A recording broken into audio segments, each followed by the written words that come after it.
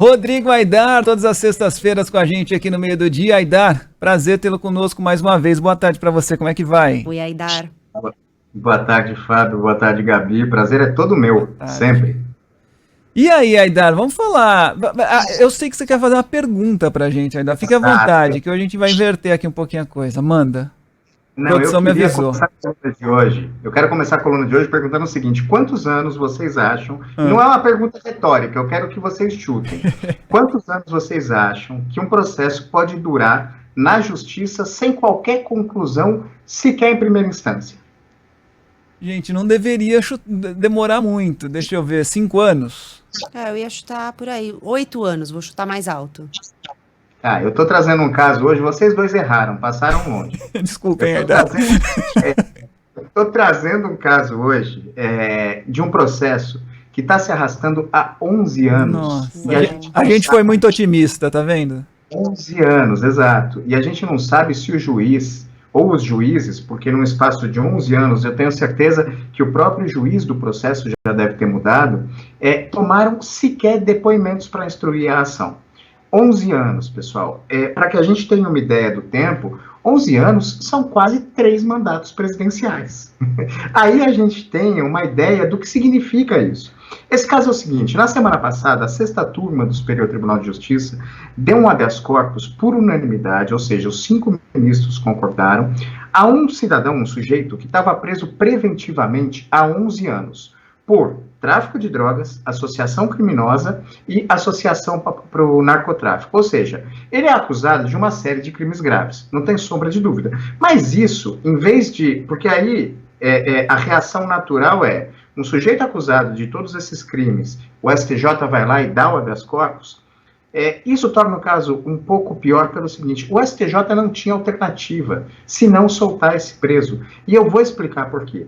O cara está preso preventivamente há 11 anos, sem julgamento, nem em primeira instância, ou seja, preso desde novembro de 2010, um pouquinho antes, inclusive, um pouquinho mais do que 11 anos.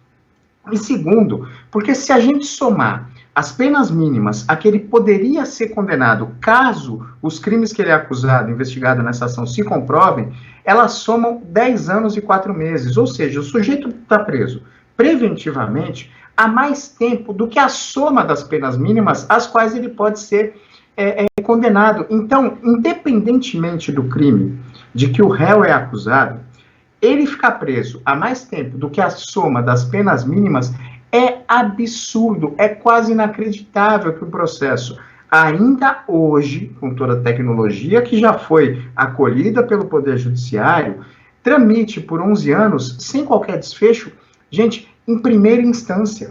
Mas não para por aí, Gabi e Fábio, piora. O ministro Rogério Schietti deixou muito claro no voto dele, ele foi o relator desse processo, que uma das justificativas, além desse fato de não se saber se sequer foram tomados os depoimentos necessários nesse processo, uma das justificativas que o juízo de primeira instância deu foi que os prazos foram suspensos durante a Covid-19. Ou seja, para justificar um processo que se arrasta por 11 anos, eles, como diz o Casimiro, né, que é um fenômeno na rede, meteram essa de que os prazos foram suspensos nesse ano e meio de Covid, desde que os prazos foram suspensos, né? Então, assim, essa decisão do STJ foi tomada por unanimidade dos ministros da turma, e o ministro Rogério Schietti pediu que o Conselho Nacional de Justiça, por meio da Corregedoria Nacional de Justiça, tome providências. E aí, gente, eu queria frisar uma coisa. As corregedorias, esse caso é no estado de Pernambuco, e Justiça Estadual de Pernambuco. E as corregedorias, elas têm por hábito, sempre que um presidente novo toma posse no Tribunal de Justiça daquele estado, é empossado uma nova corregedoria. E essas corregedorias têm por hábito fazer inspeções nas varas de primeira instância, que é exatamente para ver se todos os juízes estão trabalhando direito, se tem algum caso que precisa de algum tipo de reprimenda ou não. E assim, passaram-se 11 anos e a corregedoria não identificou que o processo estava parado por 11 anos. É preciso criar mecanismos que identifiquem gatilhos Não é possível que não se tenha uma tecnologia, hoje em dia, a essa altura do campeonato, para identificar gatilhos, para mostrar, olha, esse processo aqui está sem andamento há 1 ano, a gente precisa fazer alguma coisa com ele e dá, sim, centrar esforços no julgamento nesses processos que se arrastam por anos a fio, ficam sem qualquer tipo de conclusão. Até o Rino fica bravo aqui, já deu uma batida. Fica mesmo. Qualquer tipo de conclusão e fica esquecido pela justiça. Então, assim, eu trouxe esse caso não é só para revoltar o ouvinte, é para mostrar também que, apesar de tudo que a gente está vivendo, de notícia boa com a chegada de tecnologia, a otimização dos processos, como, por exemplo, o plenário virtual do Supremo Tribunal Federal, a gente ainda tem processos no século XXI, ano de 2022, na justiça brasileira, que se arrastam por 11 anos, sem sequer saber se foram tomados os primeiros depoimentos para instruir a ação. É preciso dar um jeito nisso, de alguma forma. As corregedorias precisam começar a funcionar.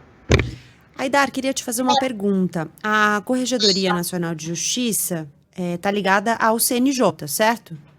Exato.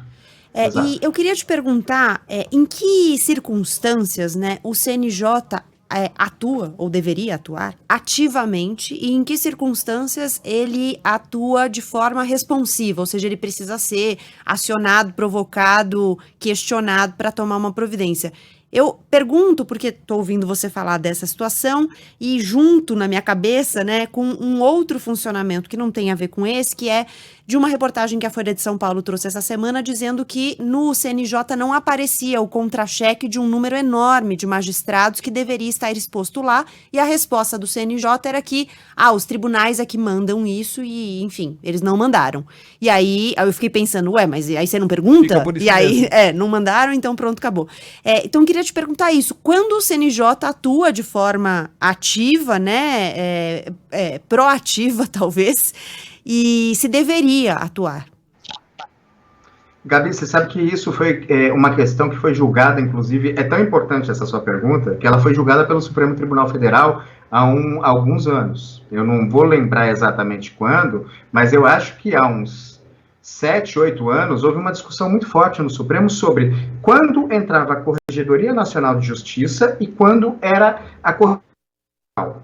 As corregedorias locais, todo o Tribunal de Justiça tem uma corregedoria local. E ela não age só por provocação. Ela pode ser provocada, alguém enviar uma denúncia em relação a algum juiz. Mas ela também tem por função fazer inspeções nas varas judiciais. Então ela não precisa ser provocada, ela mesma toma a frente e vai fazer inspeção para ver se as varas judiciais estão funcionando tudo direitinho. Muitas vezes nessas inspeções se identifica, por exemplo, uma vara que tem um acúmulo de processos de milhares de processos sem julgamentos há muito tempo. Aí eles vão estudar o que fazer, há às vezes punição aos juízes que são os titulares dessas varas, etc. Agora, a Corregedoria Nacional de Justiça, ela pode sim fazer inspeções, mas de forma subsidiária. Então ela precisa ser provocada, e além de ser provocada, ela só entra quando fica muito claro que a corregedoria local falhou. E isso foi uma decisão tomada pelo Supremo Tribunal Federal há alguns anos. A Corregedoria Nacional de Justiça pode atuar, mas ela só pode atuar quando ficar patente que há uma falha da corregedoria local naquele processo. Então, assim, é uma via de mão dupla. Ela pode atuar de ofício se identificar uma falha na corregedoria local, mas ela atua, na maior parte das vezes, por provocação. Ou seja, alguém vai lá e provoca a corregedoria. Olha, o caso desse juiz, neste caso, por exemplo, alguém poderia ter feito a provocação. Está há 11 anos sem uma sentença, a gente precisa olhar isso. Daí a Corregedoria Nacional poderia sim atuar. É isso que o ministro pediu para que seja feita agora, uma atuação da Corregedoria Nacional. Nesse caso dos contra-cheques, é claro que o departamento deveria ter identificado isso, porque é uma norma do CNJ. Os tribunais não têm a opção de mandar. Não é hoje como usar máscara. Você tem a opção de usar ou de não usar. Os tribunais têm que mandar os dados para o CNJ. Se não mandaram, deveria haver isso. O departamento falar, olha, o Tribunal de Justiça tal, X, não mandou o registro dos contra-cheques desse mês. E se cobrar, e se não houver resposta, haver algum tipo de reprimenda. Infelizmente, às vezes isso fica perdido e só vem à tona de fato quando os chatos dos jornalistas como nós trazemos isso à discussão. Entendi, trazer mesmo. Rodrigo Aidar, todas as semanas com a gente aqui no Meio do Dia. Aidar, obrigado mais uma vez.